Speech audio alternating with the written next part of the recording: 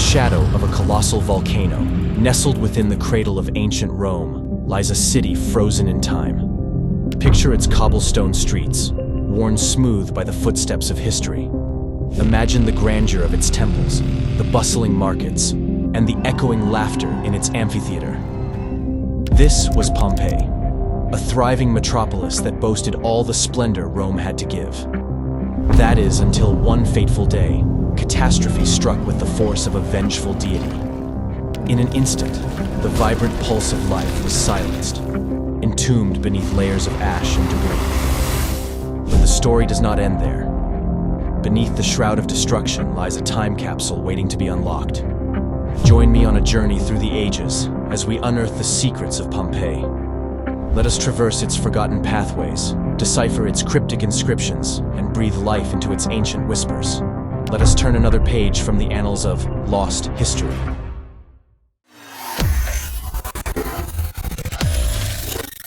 When it comes to the rich history of ancient Rome, few tales are as poignant and captivating as that of Pompeii, a city frozen in time by the fury of Mount Vesuvius. Situated in the shadow of this looming titan, Pompeii was a bustling Roman city nestled along the Bay of Naples in what is now modern-day Italy. But its history started much earlier. Founded in the 7th or 6th century BC by the Oscans, Pompeii evolved into a prosperous port town, becoming a vital hub for commerce and culture. Its strategic location along trade routes brought wealth and diversity, reflected in its architecture, art, and way of life. Pompeii thrived during the 1st century AD, reaching its zenith under the rule of the Roman Empire. Its streets buzzed with activity, lined with elegant villas, bustling markets, and vibrant public spaces. The city boasted impressive public buildings, including temples dedicated to Roman deities like Jupiter, Apollo, and Venus, alongside theaters, baths, and a grand amphitheater where gladiators clashed and crowds roared. Yet, the prosperity of Pompeii was overshadowed by the ever-present threat of Vesuvius, a slumbering giant whose ominous presence loomed large over the city. Despite occasional rumblings and minor eruptions, life continued unabated within Pompeii's walls until that fateful day in 79 AD. Taking everyone by surprise, Vesuvius unleashed its wrath in a cataclysmic eruption that would forever alter the course of history. With the force of 1,000 storms, the volcano spewed forth a deadly torrent of ash, pumice, and molten rock, engulfing Pompeii in a suffocating blanket of destruction. In the aftermath of the eruption, Pompeii lay buried beneath a huge mass of volcanic debris, its once thriving streets and structures encased in a tomb of ash. At first, the tops of buildings were visible, and there were traces of thieves and scavengers who took everything worth taking. But later, subsequent eruptions covered it all. The city was lost to memory, its inhabitants frozen in time like ghosts of a bygone era. Even its name and location were forgotten. The area where Pompeii once stood became known as La Civita, or the city, because its shape resembled a city. A little-known fact is that, in 1592, an architect started digging an aqueduct in the area. He discovered ancient walls with paintings and inscriptions, but decided to keep it a secret. Thus, Pompeii remained hidden for a couple more centuries. Then, in the 17th century, Francesco Pichetti saw a wall inscription mentioning De Curio Pompeiis, which means town councilor of Pompeii. But nobody made the connection until a few years later when Giuseppe Macrini excavated some more walls and wrote that ancient Pompeii lies beneath La Civita. But it wasn't until the late 18th century that Pompeii would really start emerging from its ancient grave. But archaeologists had the surprise of a lifetime. Pompeii was extremely well preserved. It was like it had been frozen in time. The excavations revealed a remarkably preserved snapshot of daily life in ancient Rome, offering unparalleled insights into art, architecture, and society. Today, Pompeii is a valuable UNESCO World Heritage Site. Its ruins serve as a terrifying reminder of the fleeting nature of our human existence and the inexorable march of time, beckoning visitors from across the globe to bear witness to its timeless splendor and tragedy. So, let us take a walk in ancient Pompeii and relive ancient Rome. Because this city really is like a time capsule. You can still see its cobblestone streets, the wheel ruts made by the repeated passage of carriages, and even the stepping stones used by pedestrians to avoid getting wet in rainfall, sewage, or animal manure. Living in a hot Mediterranean climate, access to fresh water was a must for the Pompeians.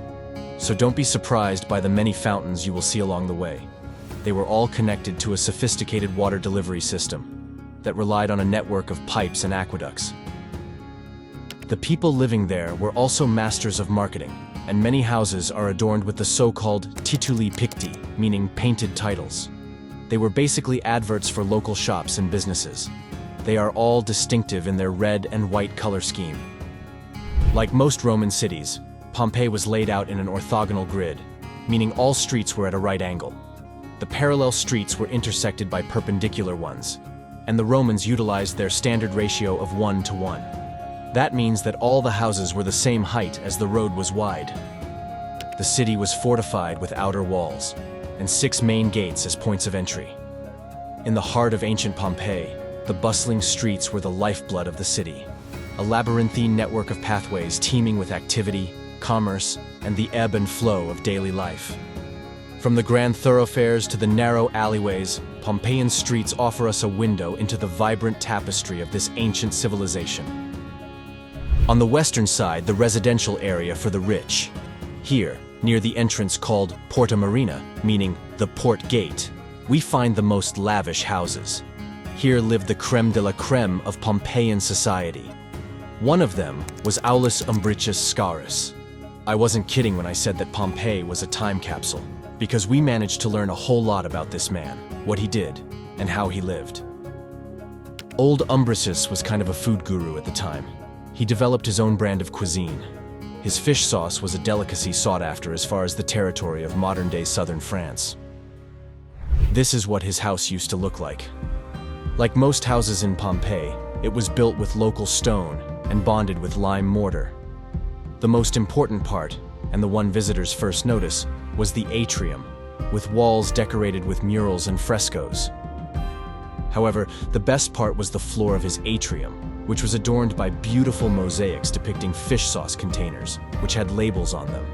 He was so proud of his brand, he wanted to display it for the world to see. I guess he was like a more flashy Gordon Ramsay of the day. But what about common folk? How did they live? This is one of the working-class districts on the outskirts of the eastern part of Pompeii, on Stabian Street. These were 2-story houses. People would live on the upper floor and work at the ground level. Many of them worked on producing the fish sauce, which was one of the most important products, almost as important as wine. So what did old Umbricius do about his competition? Instead of fighting against all the small producers, he rounded them up and got them to produce the sauce under his name. Come to think of it, he was more of a Jeff Bezos than a Gordon Ramsay. But let's leave him be for now, and a look at what else Pompeii had to offer. The 2 main streets were Via dell'Abbondanza, or Street of Abundance, and Via Stabiana, or Stabian Street. But the artisanal center was located in the Vicolo dei Veti, Alley of the Veti. It was named after the wealthy Veti brothers. Here, the sounds of daily life echoed off the weathered walls as residents went about their chores, children played in the cobblestone streets, and artisans plied their trade.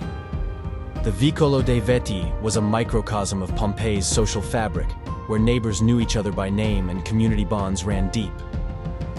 In the heart of Pompeii stood its beating pulse, the Forum, a sprawling plaza that served as the epicenter of civic life, commerce, and social interaction. Surrounded by imposing colonnades, majestic temples, and civic buildings, the Forum was more than just a marketplace.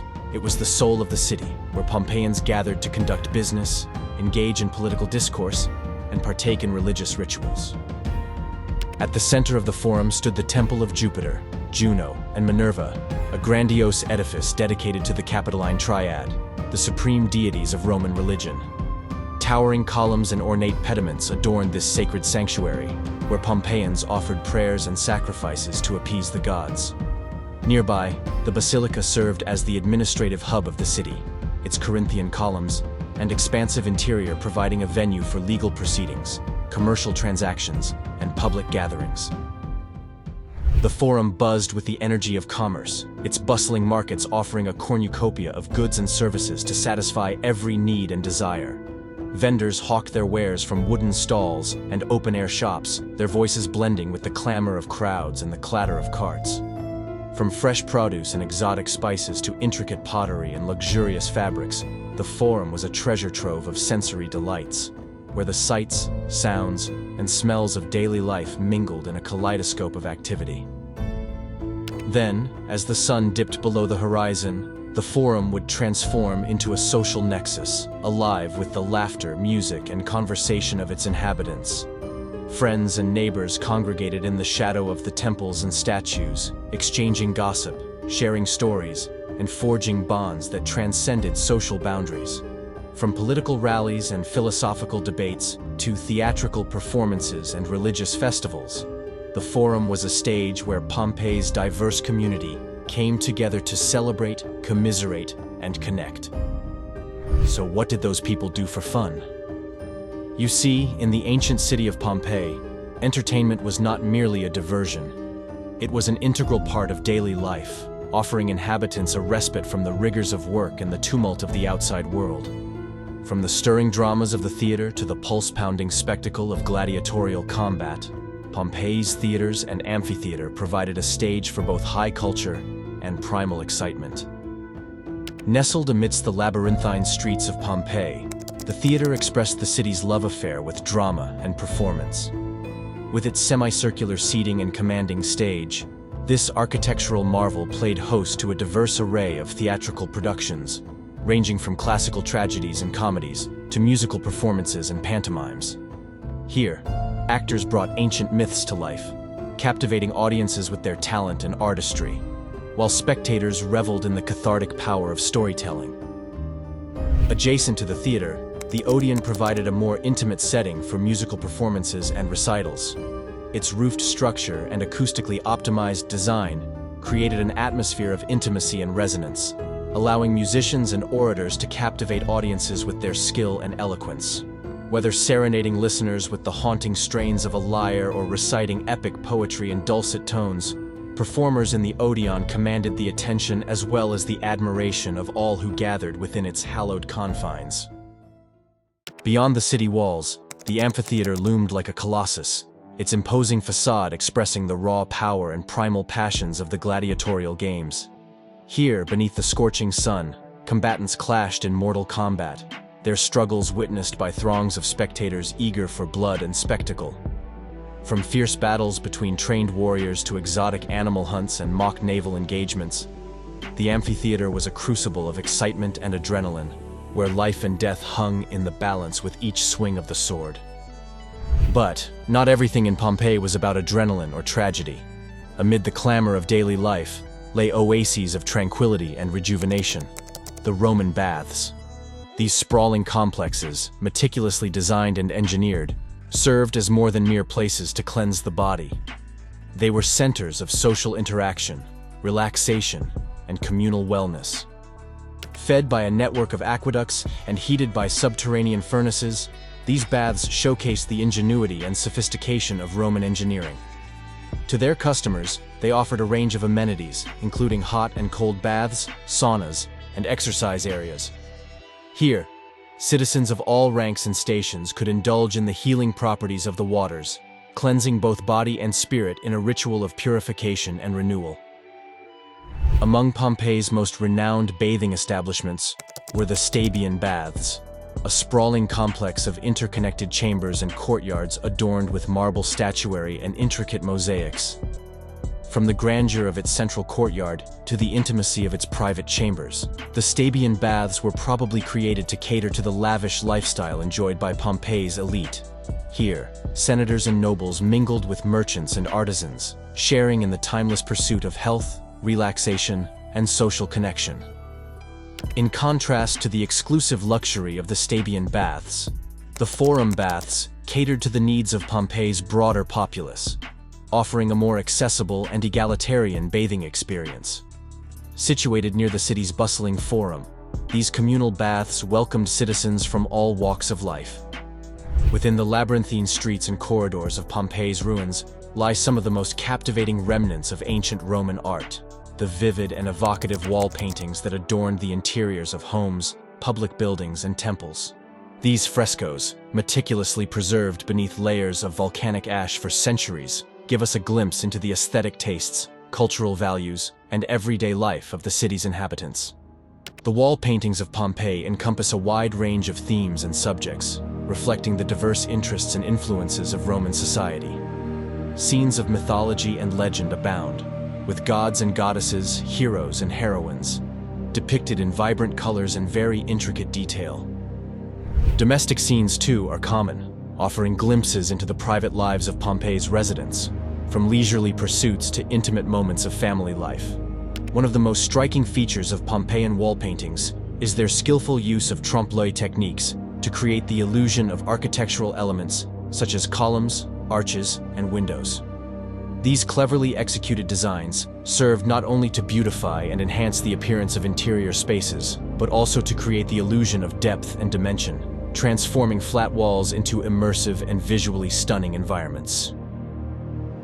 Among the most celebrated examples of Pompeian wall paintings is the Villa of the Mysteries, a sprawling estate located on the outskirts of the city.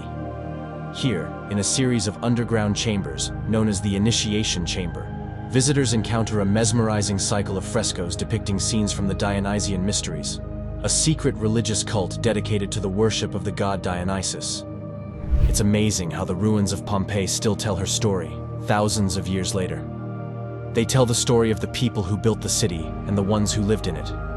It's almost as if you can hear their voices echo from the amphitheater, through her narrow cobblestone streets, all the way to the Forum.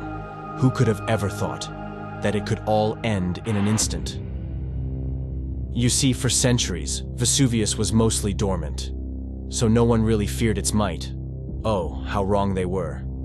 For deep inside the mountain, things were set in motion that could not be undone. Molten rock started leaking from the Earth's crust, with just a thick layer of rocks blocking its exit from the volcano. The pressure inside grew and grew, until the rock could not hold it in any longer. On the morning of August 24th, 79 AD, in an instant, Vesuvius released the horrible pressure that had been building inside its bowels for centuries. The molten rock flew 15 kilometers into the sky. Mixing with the air, it created a thick, dark cloud that covered the sky and blocked the sun. The day turned into night.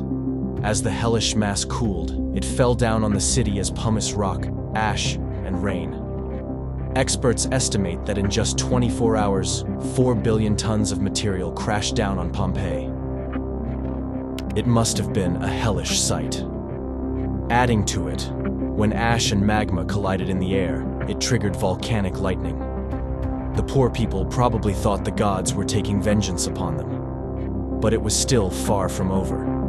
After the magma chamber in the volcano collapsed, the first pyroclastic surge began. Avalanches of hot ash, pumice, and volcanic gases started hurtling toward Pompeii at 100 kilometers per hour. Even though the first surge did not reach the city, many people died from asphyxiation due to the poisonous gases. 16 hours into the eruption, the volcano column crumbled. The following pyroclastic surges were devastating. They smashed into the houses like a ton of bricks, and instantly encased their victims in a blanket of ash and pumice. 2,000 years later, they are still an eerie and grotesque reminder of the sometimes horrifying power of nature. It might seem strange that such a thriving city could have been forgotten, but when you consider it had been buried under 25 meters of volcanic rock and ash, it all starts making sense. Thousands of lives were snuffed out in a furious blitz, and there they lay forgotten for 2 millennia. The excavation of Pompeii has yielded a wealth of artifacts, ranging from household items and religious relics to tools, weapons, and works of art. Each discovery offers a unique chance for historians, who try and shed some light on the customs, beliefs, and aspirations of the people who lived and perished in ancient Pompeii.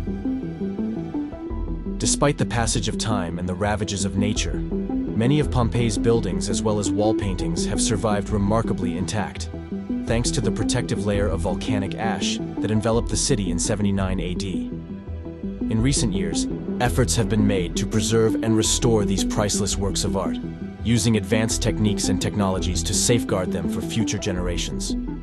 Pompeii is undoubtedly one of the most remarkable archaeological sites in the world, offering a rare glimpse into the daily life and culture of ancient Rome. From its meticulously preserved streets and buildings to its stunning frescoes and mosaics, the city provides invaluable insights into the art, architecture, and social dynamics of a bygone era.